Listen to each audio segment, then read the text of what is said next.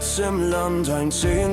Taler in des Königs Hand. Für Schutz und Recht, für Land und Ruhm, man gab gern ab und lebte gut. Ein jeder wusste, was er gibt, ein jeder sah, was davon blieb. Der Handel fair, der Weg noch frei, beim 10.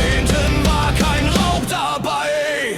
Jeder 10., das war das Gesetz für den Thron und für das Reich. Doch was gerecht begann im Licht, verdarb, wenn Maß und Gier es brachen.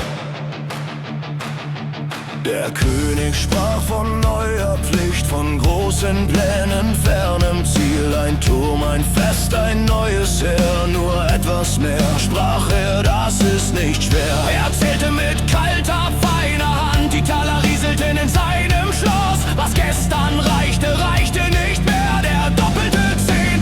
nahm ein Kehr.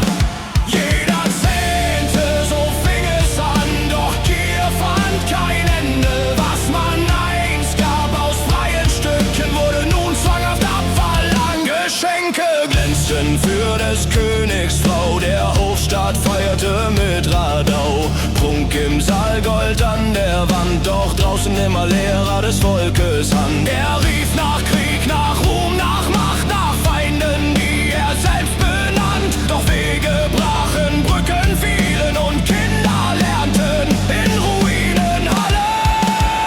Die Straßen aus Schlamm, die Schulen kalt.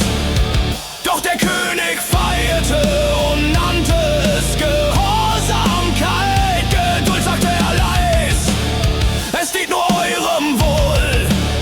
Doch seine Worte waren Lügen, begann das Volk zu betrügen.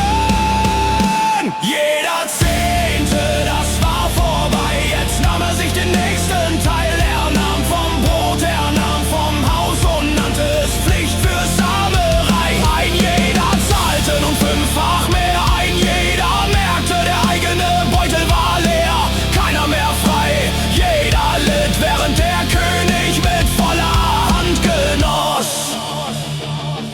Kein Ende nahte, kein Maß blieb stehen, denn der König wollte mehr und mehr. Am Ende raubte er ihnen fast alles, der Thron stand hoch, das Volk bankrott.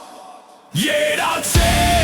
war einst gerecht, nun war es auch benannt als Recht. Ein König, der nur nahm und schrie, regierte nicht, war ein Tyrann. Jeder 10., hör uns zu, dein Reich zerbricht bei deiner Gier. Es stirbt, wenn der Thron alles nimmt und jedes Maß verloren ging. Die Trommel schwieg, das Gold blieb kalt.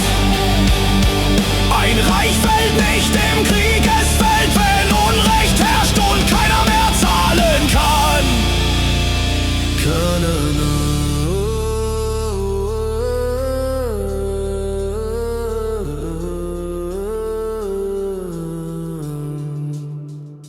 Keine